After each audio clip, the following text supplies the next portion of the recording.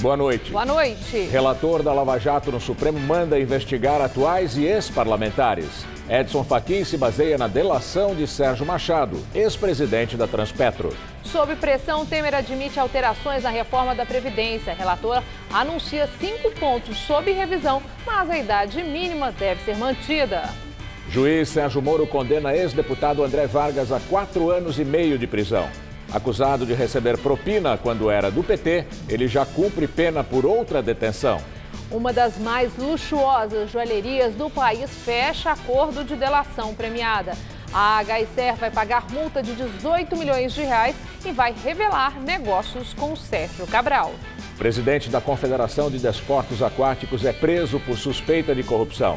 Guaraci Nunes e outros dirigentes teriam desviado 40 milhões de reais. O Ministério da Educação lança projeto para novo currículo do ensino fundamental. A meta para alfabetizar alunos é antecipada do 3º para o 2º ano.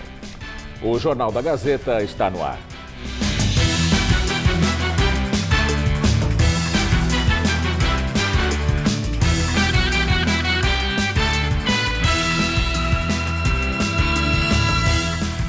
Na zona norte de São Paulo, um ônibus perdeu os freios, arrastou 7 carros e deixou 9 feridos. O acidente provocou um nó no trânsito da região, mas a situação da circulação de veículos foi normalizada logo no início da tarde. A batida aconteceu na esquina da Avenida General Ataliba Leonel com a Rua Paulo de Avelar. Na hora do acidente, o ônibus atingiu 2 postes e 7 carros. 9 pessoas ficaram feridas e foram levadas para hospitais da região. Por volta das 2 horas da tarde, o trânsito seguia parcialmente interditado. Equipes da Eletropaulo trabalharam na manutenção da rede elétrica. Governador Geraldo Alckmin afirma que a polícia já identificou os suspeitos das chacinas que mataram 9 pessoas na zona sul e norte de São Paulo. O caso é investigado pela Polícia Civil, que descartou relação entre as 2 chacinas. O Departamento de Homicídios apura se as vítimas podem ter sido mortas por disputas por pontos de caça-níqueis ou por questões relacionadas ao tráfico de drogas. Testemunhas contaram ter visto 2 homens numa moto executarem as vítimas. Além dos mortos, outras 4 pessoas ficaram feridas nos ataques, que aconteceram nos bairros do Campo Limpo e Jaçanã. Durante um evento, Alckmin afirmou que a polícia já identificou os suspeitos. Já tem. A investigação está indo bem, estão trabalhando já com uma linha importante. Parece que não há relação entre uma chacina e outra. Vamos aguardar até para não atrapalhar a investigação. A polícia soltou 2 dos 26 chilenos presos na Arena Corinthians depois de uma confusão no jogo com a Universidade do Chile pela Copa Sul-Americana. 7 pessoas ficaram feridas no confronto. Amanhã, a Justiça deve realizar uma audiência de custódia para definir se os demais torcedores vão continuar detidos. O Corinthians disse que vai buscar o ressarcimento dos prejuízos junto à Conmebol. O Corinthians calcula que foram destruídas 220 peças entre assentos, encostos, tampa de vaso sanitário e parte da bilheteria na noite de ontem pelos torcedores da Universidade de Chile durante a partida da Copa Sul-Americana. O time brasileiro, que venceu o jogo por 2-0, já acionou a Conmebol para ser ressarcido. A confusão começou antes da partida, com provocações de integrantes dos 2 times que estavam no setor de visitantes da Arena Corinthians. Os torcedores chilenos arremessaram cadeiras e a polícia interveio. Só que no intervalo do jogo, mais briga. A PM tentou retirar os torcedores que, segundo ela, tinham sido identificados pelas câmeras de segurança do estádio envolvidos na depredação antes do jogo começar. Mas houve resistência e o confronto foi com os policiais. Imagens de celular do momento da confusão foram postadas nas redes sociais pelo jornalista chileno Christopher Antunes. Ele foi preso pouco depois, mas declarou que estava apenas fazendo o trabalho dele ao registrar o que acontecia e que não participou da briga. Já o ex-jogador do Corinthians e atualmente goleiro da Universidade de Chile, Johnny Herrera, comentou na internet que houve abuso de autoridade da polícia e pediu ao consulado do país que ajude os torcedores presos. 26 chilenos foram detidos e passaram a noite nessa delegacia aqui na zona leste de São Paulo. 2 acabaram liberados pela manhã, entre eles o jornalista Christopher Antunes. Os torcedores vão responder por 4 crimes: associação criminosa, lesão corporal, dano qualificado e desacato. A audiência de custódia marcada para hoje ficou para amanhã dessa sexta-feira e vai decidir se eles continuarão presos ou se vão responder em liberdade. Em 2013, durante a Libertadores, 12 torcedores do Corinthians foram presos na cidade de Oruro, na Bolívia, suspeitos de envolvimento na morte do garoto Kevin Espada, de 14 anos, atingido por um sinalizador durante a partida contra o San José. Semanas depois, um jovem menor de idade assumiu a autoria do disparo fatal. Polícia Federal prende 3 pessoas ligadas à Confederação Brasileira de Desportos Aquáticos, acusadas de desviar verba pública destinada a ações esportivas.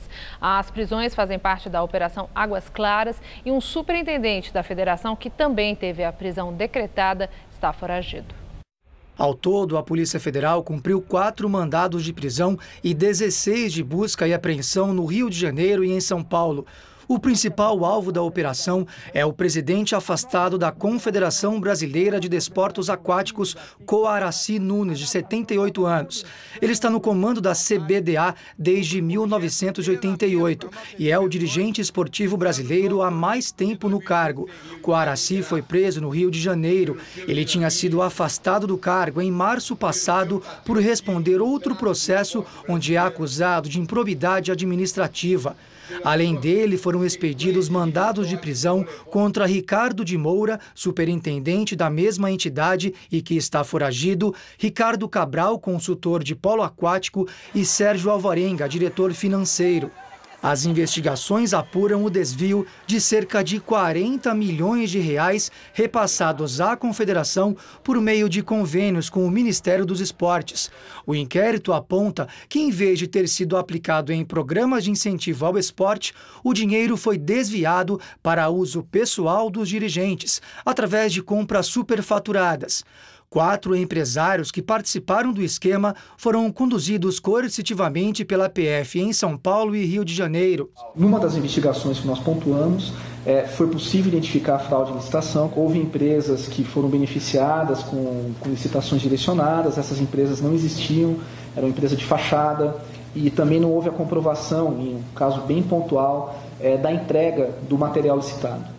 A Polícia Federal também suspeita que os envolvidos tenham se apropriado de premiações no valor de $50 mil e que deveriam ter sido repassadas aos esportistas. Aliás, o próprio esquema começou a ser investigado depois das denúncias de empresários do setor, atletas e ex-atletas. Vários atletas foram ouvidos, campeões olímpicos, campeões mundiais. E os depoimentos eram unânimes no sentido de que eles percebiam que tinha muitas irregularidades e que essas irregularidades refletiam diretamente no treinamento deles. Foi possível constatar que nesse mar de corrupção afundou o esporte aquático brasileiro. A exemplo disso, temos as Olimpíadas de 2016, que apenas uma atleta foi medalhista na modalidade de maratona. Também é objeto da operação a contratação irregular de agências de turismo que venderiam passagens aéreas e hospedagens aos atletas com preços superfaturados. Os envolvidos na operação de hoje devem responder pelos crimes de fraude à lei de licitações, peculato e associação criminosa.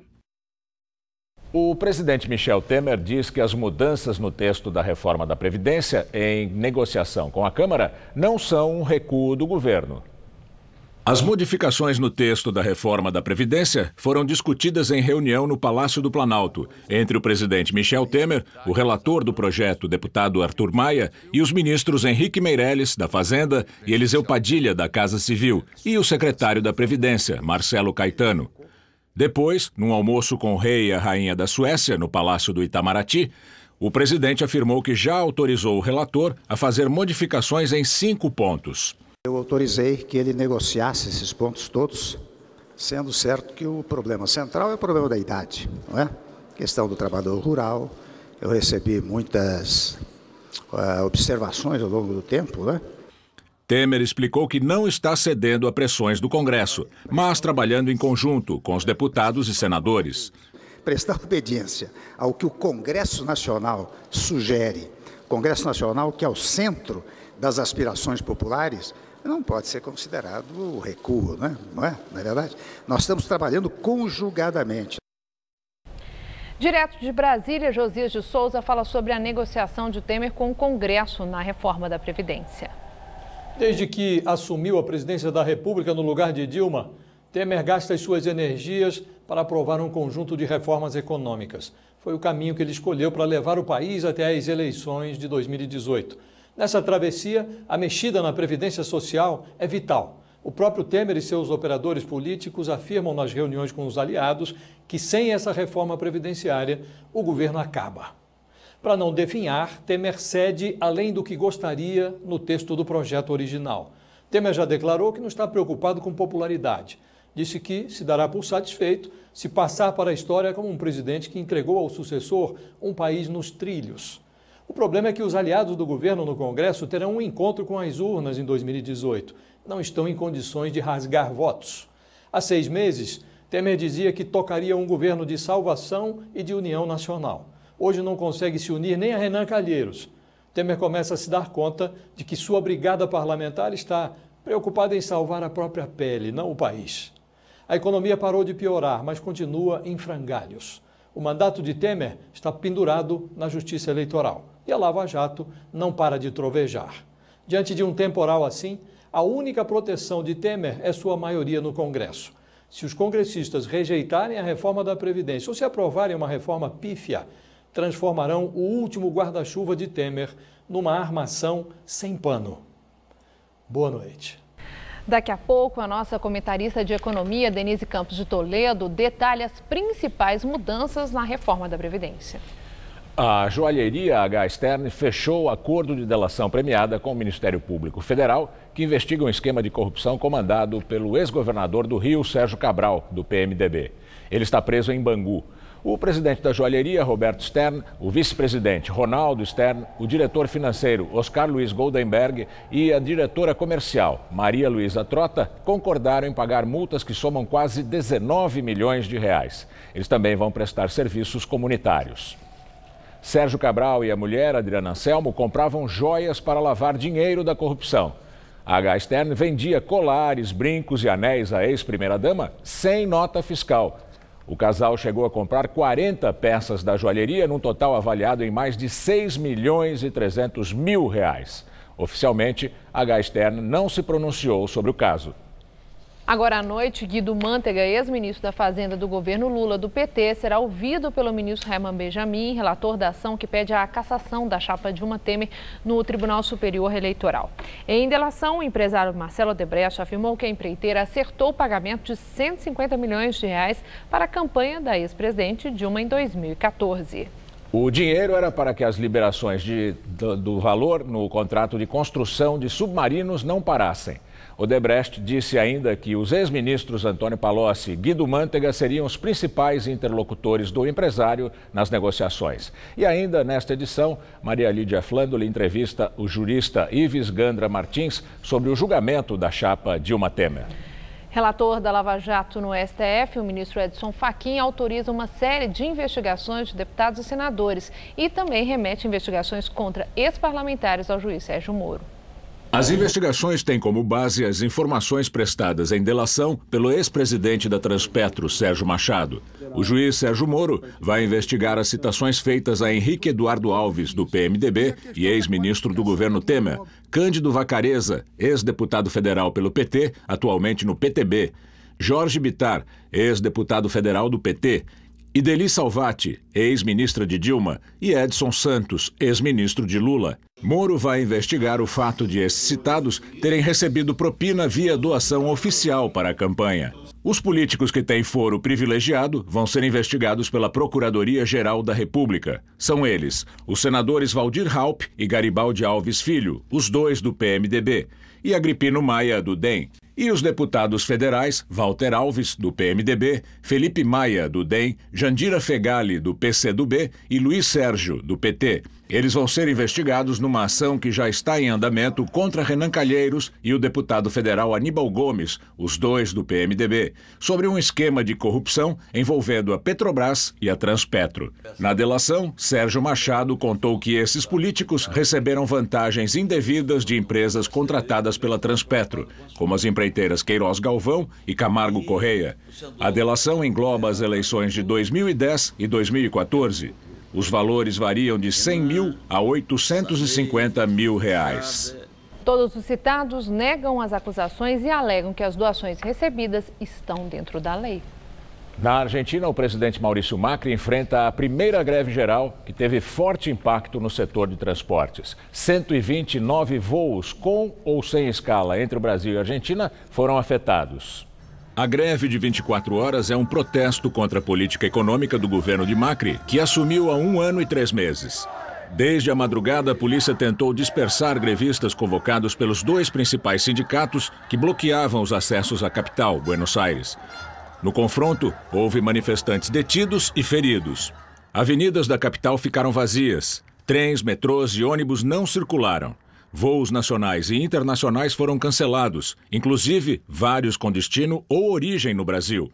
O governo reconheceu que a greve tem forte adesão. A greve coincidiu com o primeiro Fórum Econômico Mundial dedicado à América Latina, em Buenos Aires. Na Venezuela, a população continua indo às ruas em protestos contra o governo. Na capital venezuelana, a polícia dispersou manifestantes contrários ao governo de Nicolás Maduro. Eles caminhavam até a Defensoria Pública para pedir apoio ao processo iniciado pelo parlamento contra os juízes da Suprema Corte do país. Segundo a imprensa venezuelana, o ministro do Interior e Justiça pediu uma investigação imediata contra o líder da oposição, Henrique Capriles, por suposta desordem durante o ato. Hoje também houve protesto a favor de Maduro, de vários pontos do centro de Caracas. Os chavistas se dirigiam à Assembleia Nacional defendendo que os parlamentares violam a Constituição ao tentar retirar os magistrados do tribunal. As forças de segurança não impediram esse protesto. O Castelinho da Rua APA, construído no início do século passado, foi reaberto hoje, depois de quase 50 anos abandonado.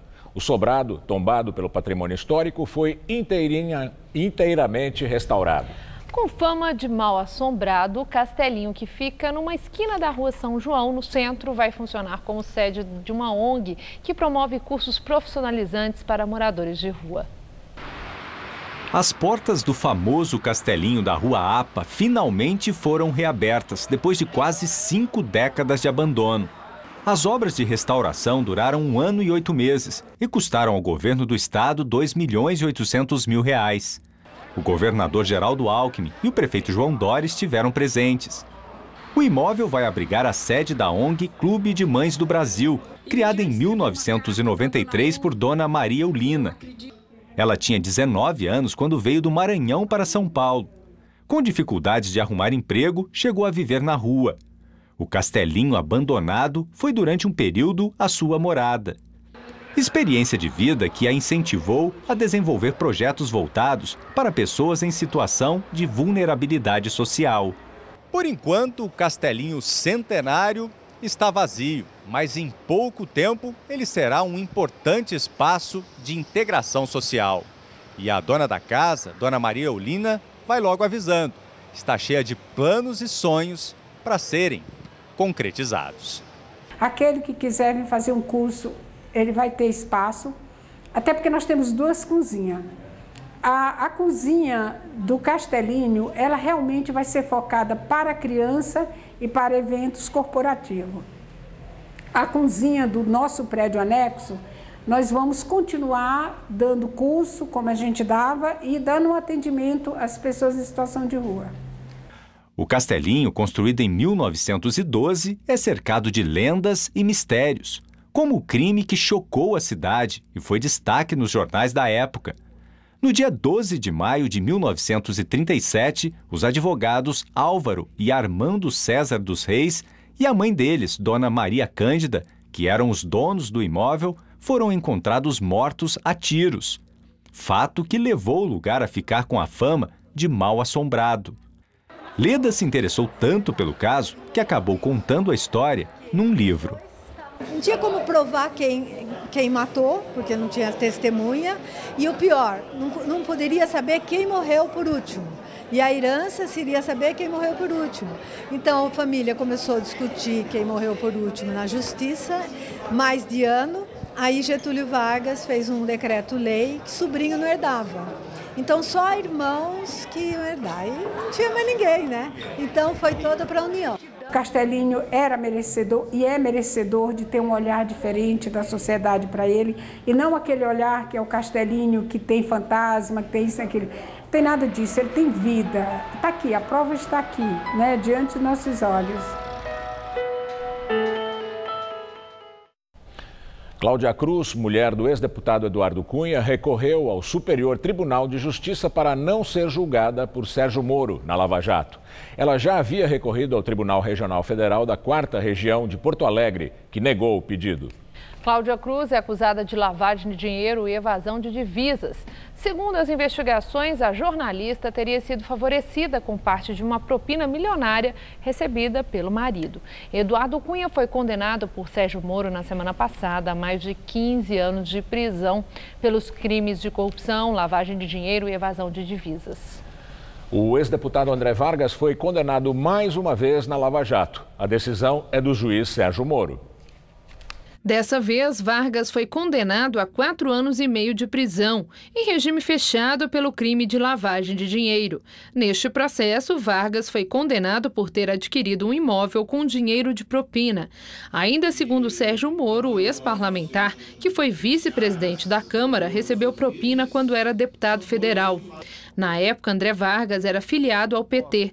O ex-deputado, que está preso no Complexo Médico de Pinhais, região metropolitana de Curitiba, já havia sido condenado no outro processo em 2015, a uma pena de pouco mais de 14 anos, pelos crimes de corrupção passiva e lavagem de dinheiro. Além disso, Vargas é réu em mais uma ação penal.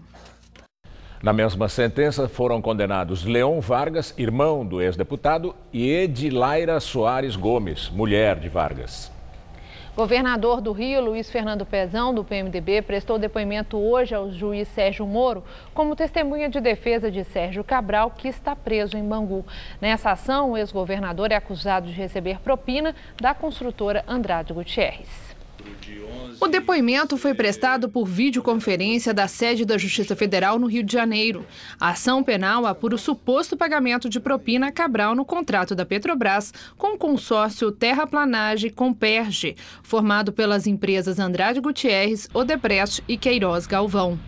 No depoimento, Pezão afirmou que não tem conhecimento de propinas pagas ao ex-governador Sérgio Cabral, quando ele foi secretário de Obras e coordenador de infraestrutura. Nunca.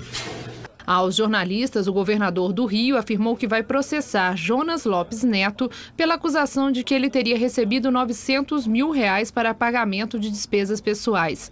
Jonas Lopes Neto é filho do ex-presidente do Tribunal de Contas do Estado, Jonas Lopes, que firmou delação premiada.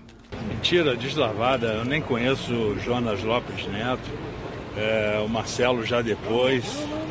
Tem muita tranquilidade quanto a isso.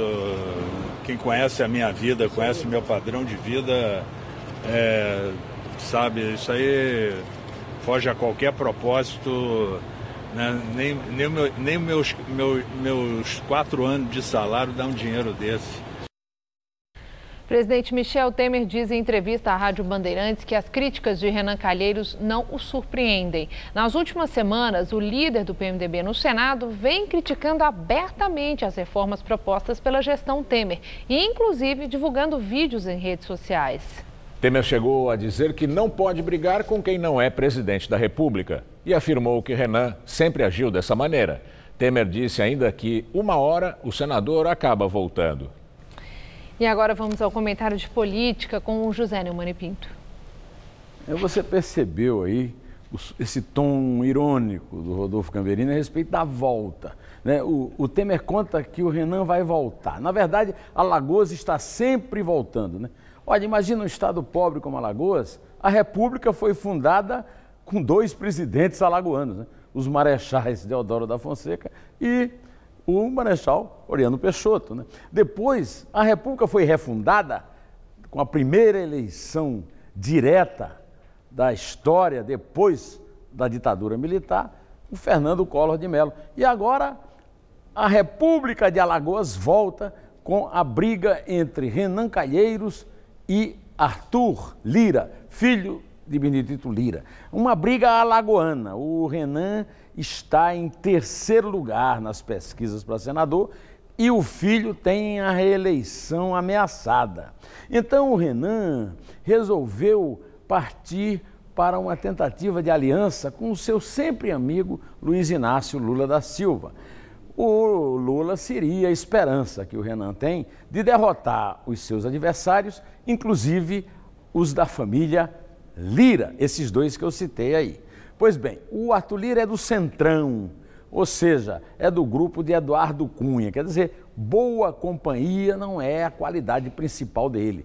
Além disso, se o Renan é muito citado na Lava Jato, pai e filho da família Lira também o são. Então não é o caso aí de uma disputa do mocinho com o bandido, é uma disputa entre, digamos, líderes de facções criminosas rivais. O Renan, com isso, está tentando afastar o Arthur Lira do relatório, né? Ele vai ser o relator da comissão de orçamento, né? Isso aí nem vale aquela imagem da raposa cuidando do galinheiro, é você botar o tigre para cuidar do galinheiro, né? Então, mas como o Renan é o leão dessa história, esse é o motivo pelo qual ele está atacando a reforma da Previdência e criando problemas que o Temer não consegue responder à altura. Afinal, o Renan perdeu o poder, só não perdeu a pose, e ele não tem mais nada a fazer a não ser um abraço de afogados com o Lula, que todo mundo sabe qual é o destino dele, né? Eu volto terça-feira que vem direto ao assunto. Até. Um cabo da Polícia Militar foi morto num tiroteio com suspeitos ontem na zona leste de São Paulo. Ele estava sem a farda, num carro não identificado e, segundo a polícia, participava de uma operação para combater tráfico de drogas na região. As imagens de uma câmera de segurança mostram um carro prata onde estariam 3 policiais militares. O veículo é cercado por vários homens, um deles de bicicleta, que saca uma arma. De repente, são feitos vários disparos de dentro do carro. Houve troca de tiros. Segundo a polícia, os PMs estavam em uma operação para investigar um ponto de venda de drogas na região. Durante o tiroteio, o cabo Jair Rodrigues de Lima, de 42 anos, foi alvejado e morreu no hospital. Ele estava na PM há 15 anos e deixa a esposa e um filho de 13 anos. Em nota, a Polícia Militar lamentou a morte do policial e confirmou que ele estava atuando na Avenida Córrego do Limoeiro, na Vila Jacuí, Zona Leste. Os criminosos atiraram e atingiram o policial no rosto, tórax e no braço esquerdo. Outro PM foi ferido no braço e não corre risco de morte. O Jornal da Gazeta questionou a Polícia Militar porque os PMs estavam à paisana participando de uma operação num carro sem identificação. Perguntamos também quantos criminosos se envolveram no tiroteio e se algum deles foi preso. Até o momento, não conseguimos resposta. A chuva... desculpa. Fale da chuva. A chuva estava prevista hoje, mas a temperatura mais baixa pegou muita gente de surpresa. Não foi tão baixa assim. Nessa tarde chegou aos 26 graus. Agora, à noite já esfriou um pouquinho. Vamos à previsão com Mariana Armentano.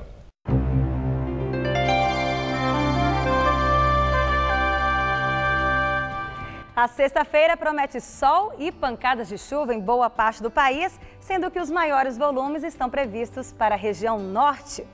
Já que entre o sul e o sudeste, a frente fria que começou a influenciar o tempo já começa a se afastar, mas ainda provoca chuvas a qualquer hora amanhã, desde o leste catarinense até o Rio de Janeiro, pegando também o leste mineiro. Já nessa área em amarelo, no Rio Grande do Sul e entre o norte capixaba, norte de Minas, até ali o Piauí e o Ceará, tempo firme. Vamos ver aqui algumas temperaturas? Olha só, Curitiba vai ser a capital mais fria do país, com mínima de 17 e máxima só de 21 graus amanhã, com chuvas a qualquer hora. Já no Rio, mesmo com as chuvas previstas, faz até 32 graus à tarde. Em Salvador, chuvinha fraca e calorão de 31 graus amanhã. E em Manaus, a chuva vem mais a partir da tarde, mas pode ser forte. Por lá, termômetros ficam entre 23 e 32 graus. Para São Paulo, fica mantida a previsão de chuvas em todo o estado.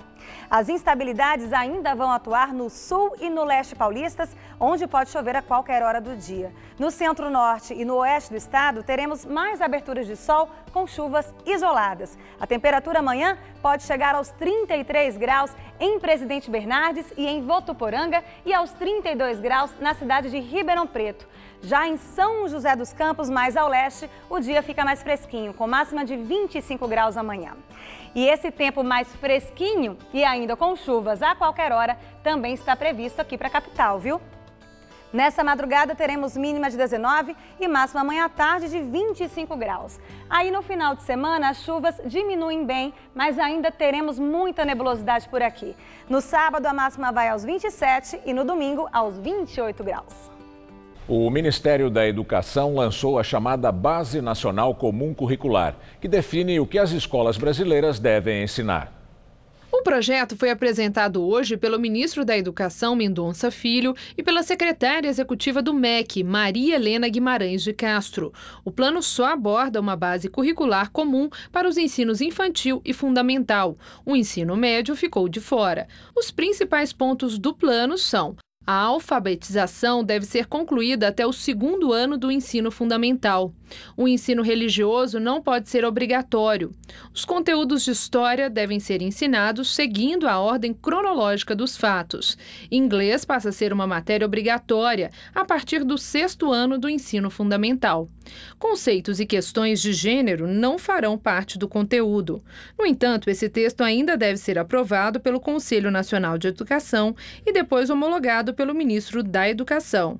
Estados e municípios terão pelo menos 2 anos para reelaborarem seus currículos, a partir da homologação dessa base curricular. O que nós pretendemos é que essa base seja capaz de construir processos educativos que promovam o desenvolvimento humano global e as aprendizagens sintonizadas com os desafios do mundo, com os desafios do nosso tempo.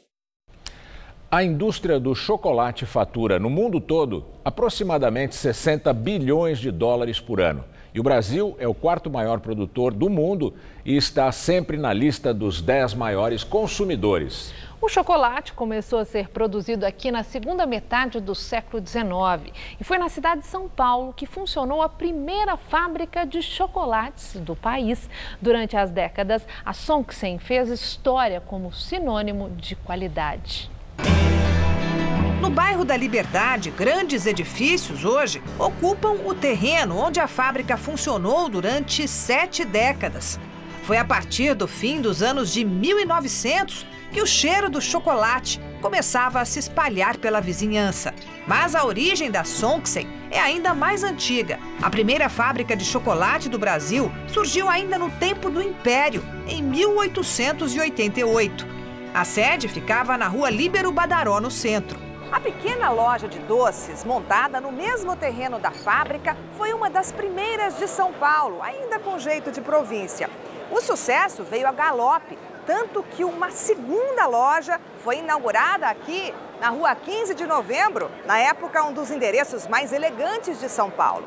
Tempos depois, nos anos de 1970, a marca era sinônimo de chocolate e detinha 30% do mercado brasileiro. Que saudade do chocolate Sonksen, eu adorava aquelas propagandas. Tinha um menino que falava chocolate Sonksen, ele falava tão bonito que eu apaixonei, né, pelo chocolate também. Eu me lembro que era uma marca e até o próprio nome, né, que é ligado à marca, por ser estrangeiro, ele dava um ar de qualidade. Concorrência e dificuldades financeiras levaram a empresa à falência em 1983, depois de quase um século em funcionamento. Eu posso fechar os olhos e lembrar do cheiro e do sabor. Mônica é neta de Christian Sonksen, que junto com os irmãos Augusto e Alvine, de família alemã, multiplicou a produção que foi espalhada por São Paulo em lojas próprias. A infância de Mônica foi pelos galpões da fábrica. Ela lembra do vai e vem dos caminhões que chegavam da Bahia abarrotados de cacau. e das caldeiras que remexiam aquela massa cremosa. Sempre dá uma vontade de colocar o dedo lá dentro para provar, né? Mas aquilo lá é uma temperatura muito alta, né? A Songtsen chegou a ter 350 operários e uma vasta linha de produtos. Foi a marca que lançou no Brasil os primeiros ovos de chocolate para a Páscoa. E foi um sucesso logo de cara? Se foi, claro. Sim, principalmente os coelhinhos, né? Porque começavam de vários tamanhos, então de acordo ao tamanho da criança, ovo menor, e foi crescendo assim, conforme o tamanho da família. Os pães de mel que Mônica nos oferece são artesanais, que ela faz por encomenda. O chocolate não é mais da Songtsen, mas a memória da marca permanece no jeito de preparar. De acordo com a receita da fábrica.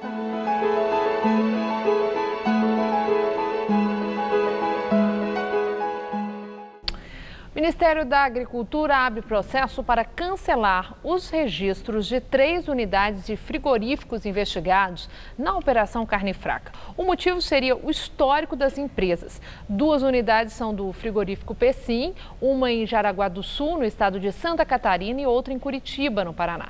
O outro frigorífico que terá o registro cancelado é o Central de Carnes, em Colombo, também no Paraná. O governo anunciou também que foi descoberta a presença de bactéria em 8 das 302 amostras de carne dos 21 frigoríficos investigados na operação da Polícia Federal. Segundo o governo, está sendo organizada uma força-tarefa de fiscalização nos estados de Pernambuco, Bahia, Tocantins, Rio de Janeiro, São Paulo e Santa Catarina. O relator da Previdência, o deputado Arthur Maia, do PPS da Bahia, afirmou que o presidente Michel Temer autorizou mudanças em 5 propostas da reforma da Previdência Social. O relator da PEC 287 garantiu ainda que nenhum dos ajustes vai comprometer a espinha dorsal da reforma e que o equilíbrio fiscal e a sustentabilidade da Previdência Social no futuro vão estar garantidos. Arthur Maia disse que as reivindicações que chegaram ao presidente coincidem com as divulgadas pelos deputados. A questão das regras de transição, a questão referente aos trabalhadores rurais, ao BPC, a questão das pensões e das aposentadorias especiais de professores e de policiais. Sobre as regras de transição, Maia disse que há 2 hipóteses. Uma hipótese seria uma combinação de 2 elementos, que são a idade mínima e o tempo de contribuição. Uma outra hipótese que se considera nas regras de transição é estabelecermos já na PEC uma idade mínima como critério de transição. Essa idade mínima poderia ser, por exemplo, não estou dizendo que vai ser nenhuma das 3, mas, por exemplo, dizer que já a partir da promulgação, ninguém poderá se aposentar com menos de 60 anos, ou com menos de 55 anos, ou com menos de 57 anos. A idade mínima de 65, nas regras chamadas definitivas, seria preservada. E agora vamos ao comentário de economia com a Denise Campos de Toledo. O governo percebeu que pode ter uma enorme dificuldade para aprovar a reforma da Previdência e para não correr o risco de uma derrota mais pesada, que possa até inviabilizar a reforma, resolveu negociar quase todos os pontos. Tenta preservar a idade mínima de aposentadoria, que é o que pode fazer mais diferença na evolução das contas do sistema previdenciário. Pelo menos nas contas do governo, o recuo não terá tanto peso assim. Serão 10% a menos de economia ou 68 bilhões de reais em 10 anos. Acho cedo para um cálculo tão preciso assim. Mas já se imaginava algum recuo. A proposta original é muito pesada, mexe demais com a expectativa de aposentadoria e com benefícios sociais que ficariam desatrelados do salário mínimo, por exemplo.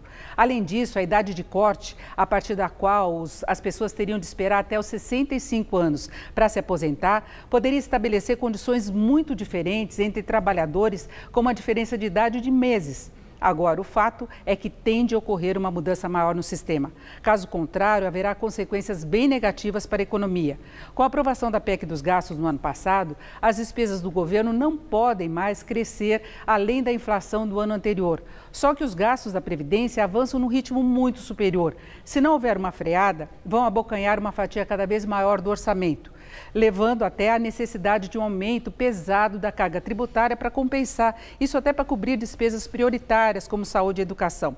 Devemos cobrar que as mudanças acabem com privilégios, como dos políticos e algumas categorias profissionais, dos servidores. Agora, não adianta falar da corrupção, de desvio de recursos, de empresas devedoras, tudo isso tem de ser combatido, mas não é o que vai segurar o progressivo rumo da Previdência, que está relacionada à expectativa de vida da população.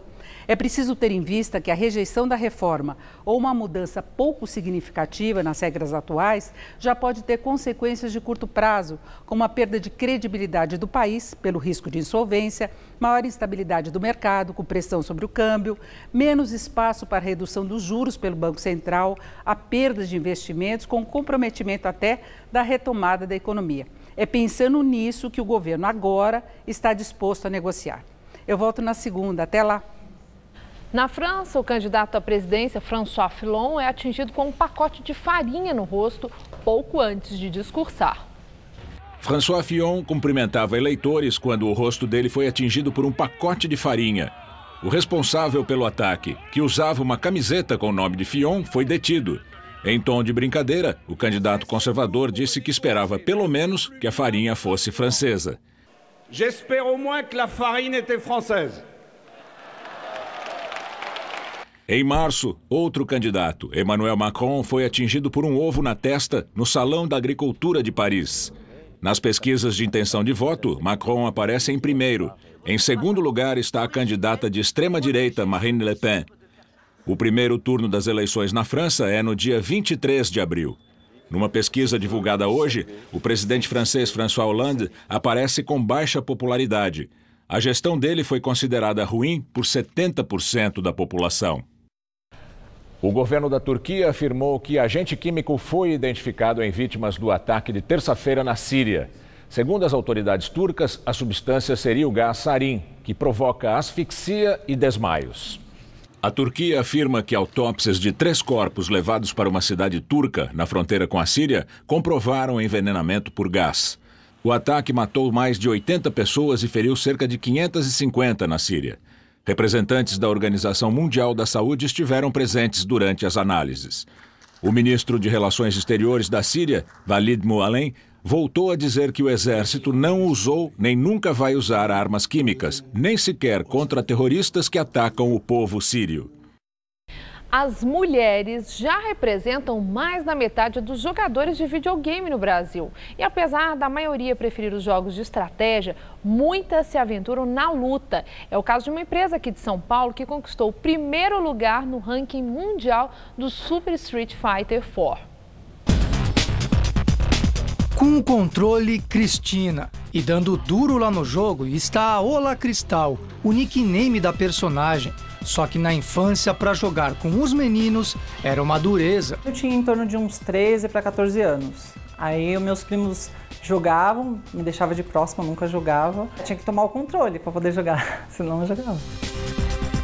Mas ela treinou e chegou lá. Cristina liderou um ranking mundial de outro jogo, o Street Fighter 4. Só que mesmo sendo uma fera nos games, ela diz que sofre preconceito de alguns meninos. É xingamento, aí às vezes a pessoa vê o seu perfil lá, tá um nome feminino, então já te manda uma mensagem xingando. De acordo com a pesquisa mais recente sobre este assunto, as mulheres jogadoras já são maioria, representam mais de 52% do total. Apesar dos números favoráveis, ainda há muitos desafios pela frente, tanto que a Ariane criou um grupo justamente para incentivar que mais mulheres entrem neste mercado. Missão número 1, propagar a ideia de que videogame não é coisa só de menino. Com essa visão de que tem espaço para todo mundo, eu acho que a gente se inserindo no mundo dos games, as mulheres se inserindo mais e mostrando para os homens que a gente pode construir isso juntos, não tem por que ter essa guerra, né? A Camila foi uma das que ganharam incentivo moral para lidar com certas piadinhas. Se acostuma, né? Tô aí desde 2014 jogando e todo dia você ouve alguma coisa. Não importa. Vai lavar louça, vai pilotar fogão.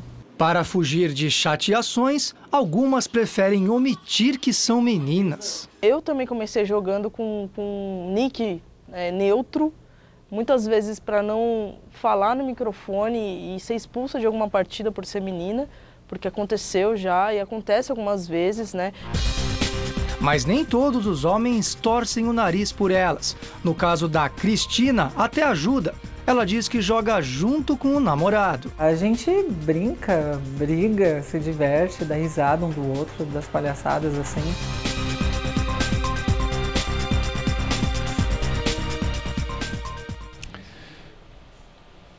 Agora as notícias do esporte com Celso Cardoso e Estela Gontijo. Depois do esporte você acompanha a entrevista de Maria Lídia ao vivo com o jurista Ives Gandra Martins.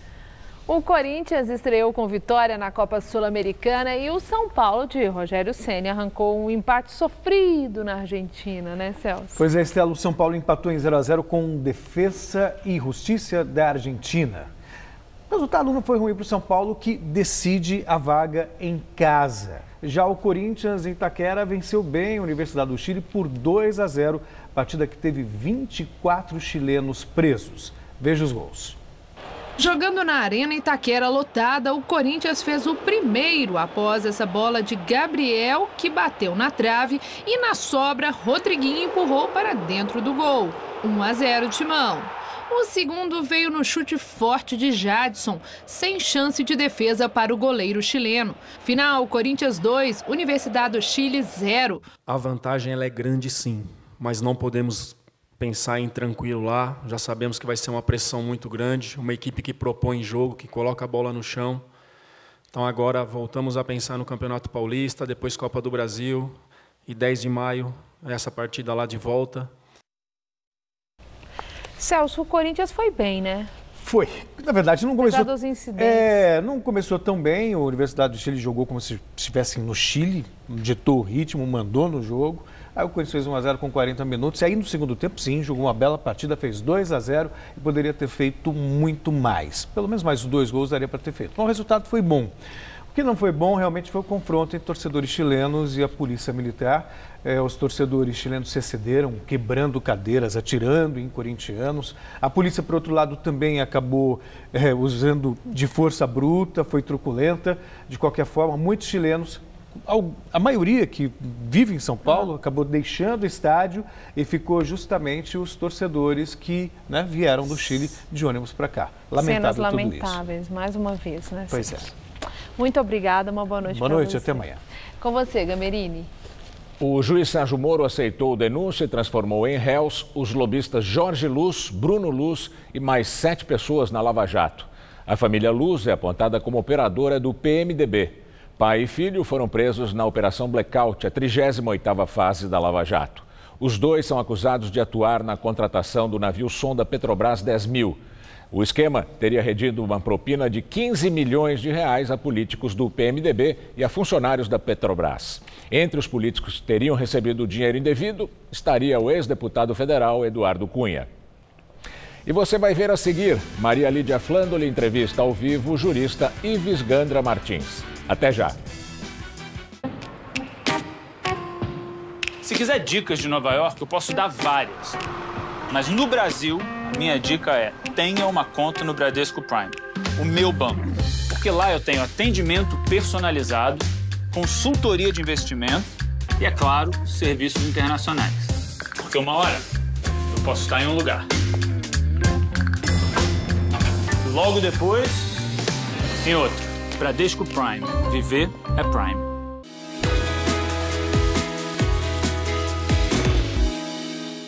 Eu acho que o curso de jornalismo da Casper certamente me ajudou muito na profissão. Principalmente no início da carreira, o jornalista encontra situações completamente diferentes. Um dia ele cobre o governo do estado, no dia seguinte ele cobre polícia, no outro dia ele cobre um movimento social. Esse caráter generalista do conhecimento do jornalista é muito importante. Então a formação dele tem que acompanhar esse trabalho, senão fica uma coisa técnica e fria demais. Eu escolhi a Casper porque era a escola que me daria a formação profissional de maneira mais objetiva, por ser uma faculdade que me dava instrumentos práticos para exercer a profissão. Por isso eu sou Casper. Somos todos Casper. São mais de 1 milhão de peças e as principais marcas estão presentes. Santista, Paraíba e Veste Casa. Toalha Banhão Veste Casa ou Santista por apenas R$ 16,99. É isso mesmo, toalha Banhão só R$ 16,99 cada. Cobertor Flanel Veste Casa ou Paraíba de 70 por apenas R$ 35,00 cada. Porta travesseiro a partir de R$ 10,00. É isso mesmo, porta travesseiro só R$ 10,00 cada. Só amanhã na Veste Casa. Você sabia que o número de idosos que viajam cresce cada vez mais? No Todo Seu de hoje nós temos dicas de roteiros especiais para esse público que adora conhecer lugares novos. Esther Rocha está pronta para contar todos os segredos dos famosos.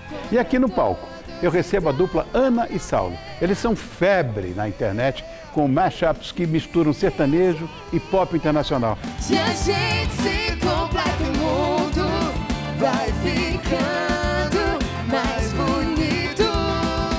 Você quer conferir? Então fica comigo, bem? Tô te esperando. Todo Seu, hoje, 10h30 da noite. Amor.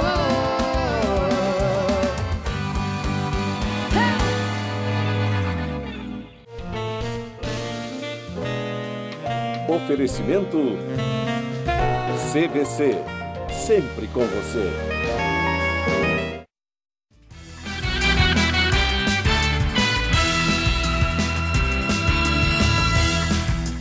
As implicações do adiamento do julgamento da chapa Dilma Temer na entrevista do dia com Maria Lídia Flandre.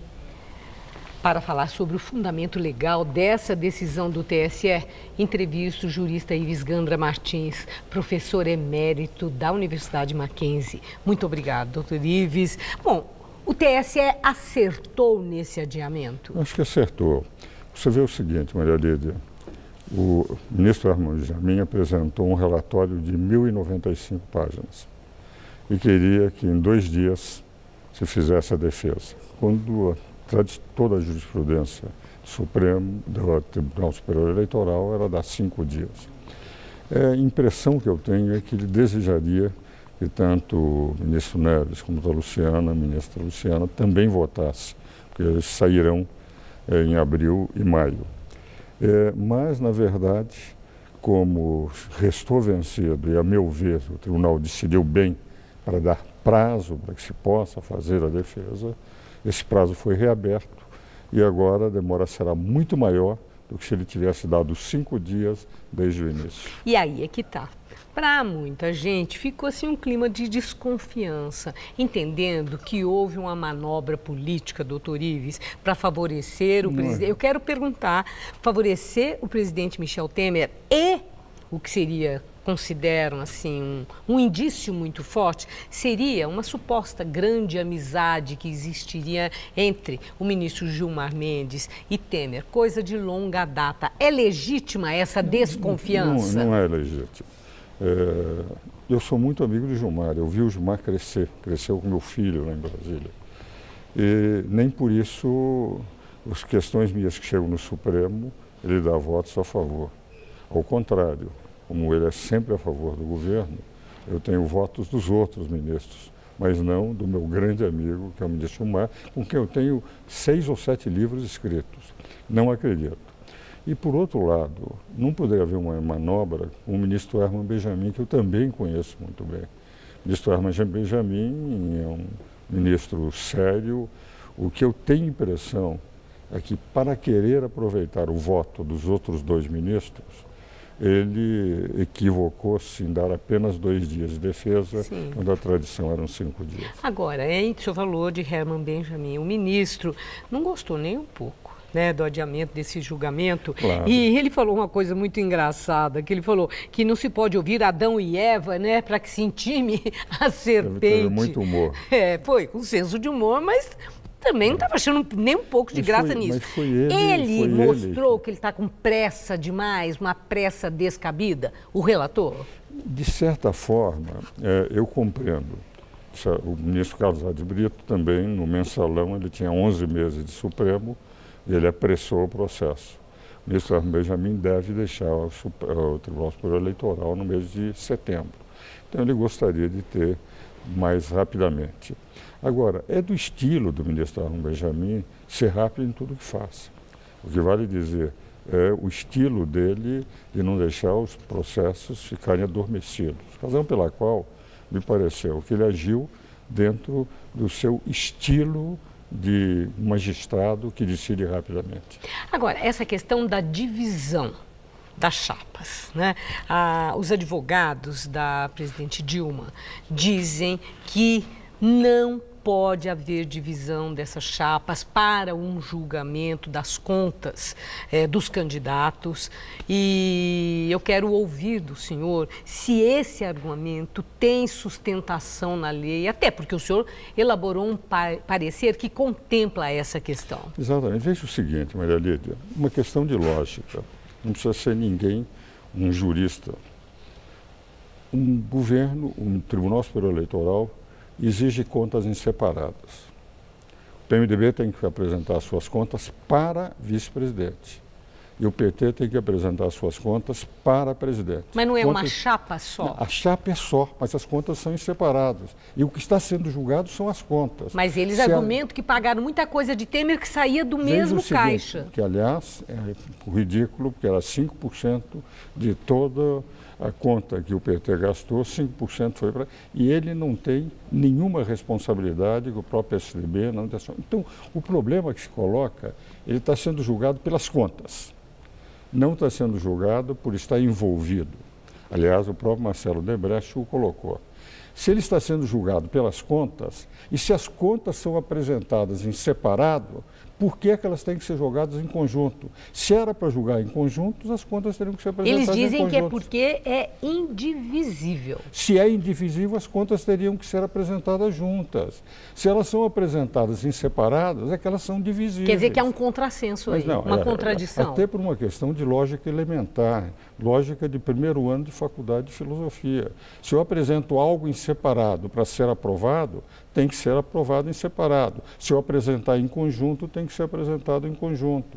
Agora, o que eles se baseiam é numa decisão para prefeito, de 2003, não me pertence, mas nós temos um caso de Roraima, e vou lhe dar um outro exemplo.